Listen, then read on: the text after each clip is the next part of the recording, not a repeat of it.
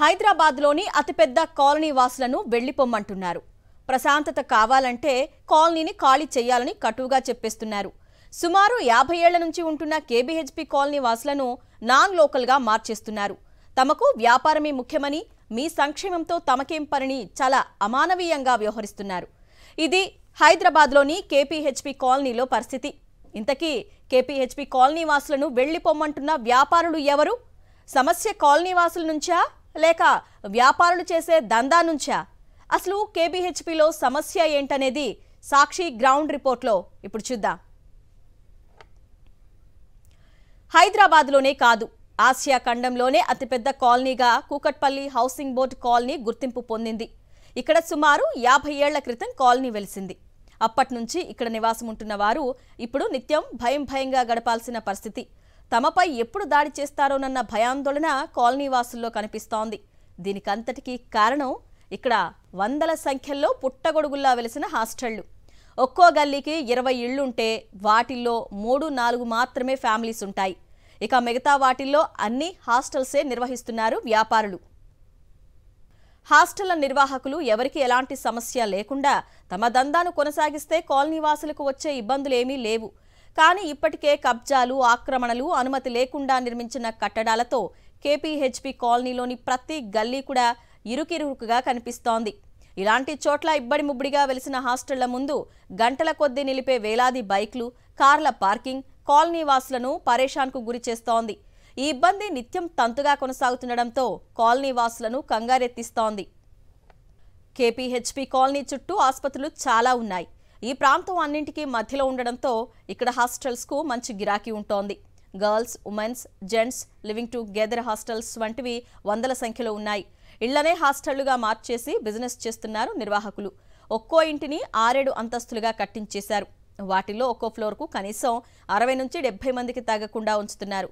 హాస్టళ్లలో ఉంటున్న ఒక్కొక్కరి నుంచి నెలకు వేలల్లో వసూలు చేసి కోట్లాది రూపాయలు గడిస్తున్నారు. ధనార్జనే ధ్యేయంగా హాస్టళ్లు నిర్వహిస్తున్న వ్యాపారులకు కాలనీ వాసుల బాధలు మాత్రం పట్టడం లేదు. హాస్టళ్లలో వాహనాలకు పార్కింగ్ సౌకర్యం కల్పించకపోవడంతో వాటిల్లో ఉండేవారు తమ వాహనాలను రోడ్డుపైనే పెట్టేస్తున్నారు. దీంతో కాలనీ వాసుల రాకపోకలకు తీవ్ర ఇబ్బందులు ఎదుర్కొంటున్నారు. కేపీహెచ్పీలో వందలాదిగా వెలిసిన హాస్టళ్ల వల్ల కాలనీ వాసులు ఎలాంటి ఇబ్బందులు ఎదుర్కొంటున్నారనే దానిపై మరింత సమాచారాన్ని మా ప్రతినిధి రవిచంద్ర అందిస్తారు.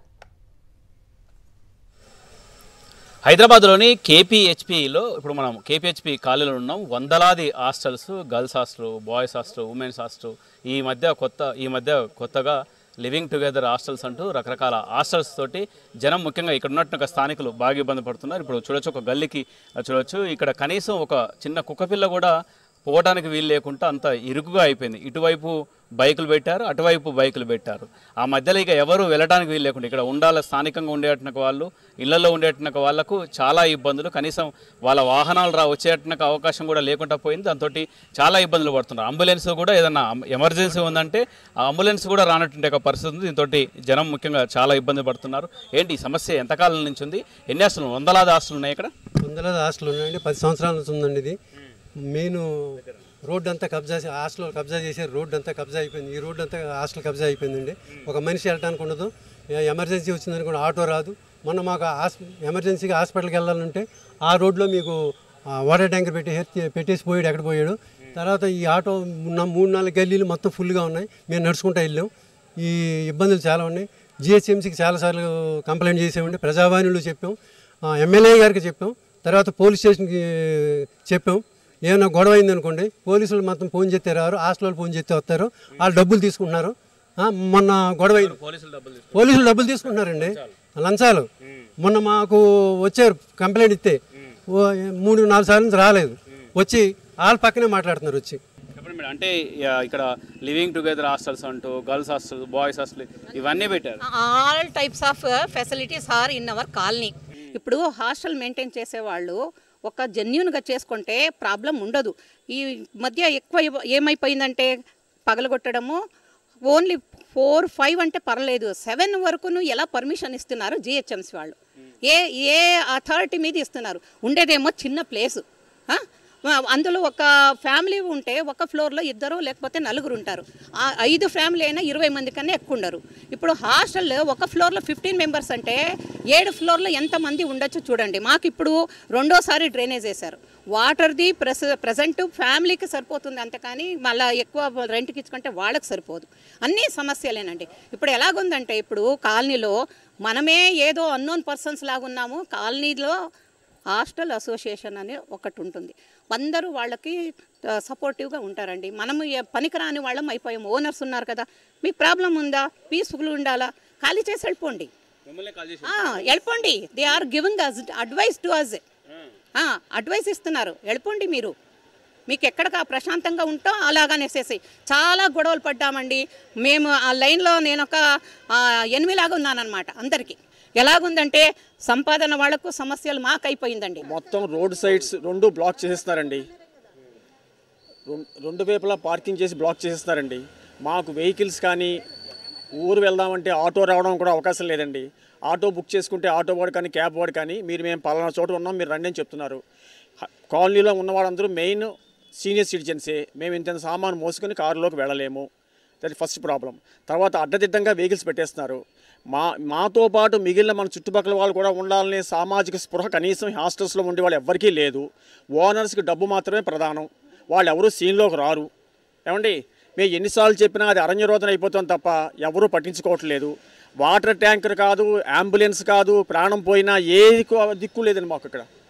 ప్లస్ వాళ్ళు ఫోర్స్గా చెప్తున్నారు. ఏం చెప్తున్నారంటే మీకు ప్రశాంతత కావాలంటే ఇక్కడి నుంచి వెళ్ళిపోండి అని చెప్తున్నారు వాళ్ళు. నెంబర్ 2, అసలు ఇన్ని హాస్టల్స్కి జిహెచ్ఎంసీ ఇన్ని ఫ్లోర్స్ పర్మిషన్ ఇచ్చినప్పుడు హాస్టల్ సెల్లార్లో పార్కింగ్ ప్రొవిజన్ ఎందుకు లేకుండా పర్మిషన్ ఇస్తున్నారో తెలియదు. మెయిన్ కల్పరేట్ మాత్రం జిహెచ్ఎంసీ సార్. 6 అంతస్తులు 7 అంతస్తులు వేస్తే కార్లు బైకులు అన్నీ రోడ్డు మీదే పెడుతున్నారు. That is the main problem. Number 2, ఈ హాస్టలర్స్లో ఉండి వీళ్ళు అబ్బాయిలు కానీ అమ్మాయిలు కానీ చేసి వికృత చేష్టలు అంతా ఇంత కాదు. టైం లేదు. నేను మార్నింగ్ 4:30కి లేస్తాను. 4:30 అప్పుడే రోడ్డు మీద జనాలు ఉంటుంటారు పేర్లు. ఏం చేస్తాను, మేము సిగ్గేసి లోపలికి వెళ్ళిపోతున్నాం. మేము సిగ్గుపడి లోపలికి వెళ్తున్నాం. నేను పూజ చేసేయడానికి 4:30కి లేస్తాను రోజు. బయటకు వచ్చి దండం పెట్టుకుందామంటే అప్పటికే అబ్బాయిలు అమ్మాయిలు నుంచుంటారు. ఏం చేస్తారో తెలియదు మాకు. మేము సిగ్గు వేసి లోపలికి వెళ్తున్నాం. మేము ది సేమ్ సిచ్యుయేషన్ రాత్రి కూడా త్రూ అవుట్ మిడ్ నైట్ పార్టీలు. సమస్యతోటి మీ పిల్లలు కావచ్చు మహిళలు ఎవరు లేరు పంపించారు ఎక్కడి నుంచి. అసలు హౌసింగ్ బోర్డు కాలనీ అంటేనే చాలా ఫేమస్ అండి. ఆసియా ఖండంలో పెద్దది కదా. ఇలాంటి కాలనీ అంతా చెడగొట్టేసేసి హాస్టల్ వచ్చేసి నానా బీభత్సం చేసేస్తున్నారు. డ్రైనేజ్ ప్రాబ్లం మెయిన్ అండి. డ్రైనేజ్లు అంతా తవ్వేసేసి ఆ మట్టి అంతా అక్కడ వదిలేసి వెళ్తున్నారు. అదంతా పొల్యూషన్ ఎంత ప్రాబ్లమ్స్ కదండి. అవన్నీ ఎత్తించాలి కదా, ఎత్తించరు. ఎంత చీదరగా అయిపోయినాయి రోడ్లు కానీ. ఎక్కడ అసలు ఖాళీ లేకుండా చేసేస్తున్నారు. మొత్తం వాటర్ ప్రాబ్లం. మోటార్లు పెట్టద్దు అంటారు. మరి వాళ్ళు మోటార్లు పెట్టేసి అంతా లాగేస్తుంటే మాకు నీళ్ళు రావు కదా మరి మోటార్ పెట్టకపోతే. అన్ని ప్రాబ్లమ్సేనండి హాస్టల్స్ వల్ల. అంతే. ఇది రోజు సమస్య అండి. ఇది వాటర్ సమస్య ఉన్నది, డ్రైనేజ్ సమస్య ఉన్నది, పార్కింగ్ సమస్య ఉంది. ముఖ్య కారణం అనాథరైజ్డ్ కన్స్ట్రక్షన్స్. ఎన్ని ఫ్లోర్లకి పర్మిషన్ ఇస్తున్నారో ఎవరికి అర్థం కావట్లేదు. ఎన్ని కంప్లైంట్స్ ఇచ్చినా పట్టించుకోవట్లేదు. మేమైనా క్యాబ్ కానీ ఆటో కానీ బుక్ చేసుకుంటే వాళ్ళు రోడ్డు చివరి కానీ ఎక్కడైనా ఆగుతారు. మేము అక్కడికి వెళ్ళి మా లగేజ్ అంతా తీసుకుని అక్కడికి వెళ్ళి ఎక్కవలసి వస్తున్నారు తప్పితే వాళ్ళు లోపల రారు. ఇలాగ హౌసింగ్ బోర్డు ఇలా కోఆర్డినేట్స్ అని చెప్తే వాళ్ళు అసలు లోపలికి ఎవరు రావట్లేదు. పార్కింగ్ సమస్య అయితే విపరీతంగా ఉన్నది. యాక్చువల్గా కేపీహెచ్పీ కాలనీలో నరకం చూపిస్తున్నారా ఈ హాస్టల్స్ కావచ్చు, పిల్లలు కావచ్చు? అవునండి. అసలు 85లో వచ్చినప్పుడు అప్పుడు అడవిలాగా ఉండి బస్సులు లేక, ఎలక్ట్రిసిటీ లేక, రోడ్లు లేక, డ్రైనేజ్ లేక అప్పుడు వాళ్ళ చుట్టూ తిరిగి అన్నీ వేయించుకున్నాం. ఇప్పుడు కొంచెం డెవలప్ అయ్యేసరికి ఇగో ఈ హాస్టల్ అమ్మక. అప్పుడు ఒక సమస్య, ఇప్పుడు ఒక సమస్య. అసలు ఏంటి మా పరిస్థితి? ఈ సొంత మిల్లు వచ్చడం గొప్ప అనుకొని ఆ రోజుల్లో వాటి కోసం కష్టపడ్డాం. ఇప్పుడు సొంత మిల్లు ఉండి కూడా లాభం లేదు. ఎక్కడికి పోవాలరా భగవంతుడా అని ఇప్పుడు ఏడుస్తున్నాం.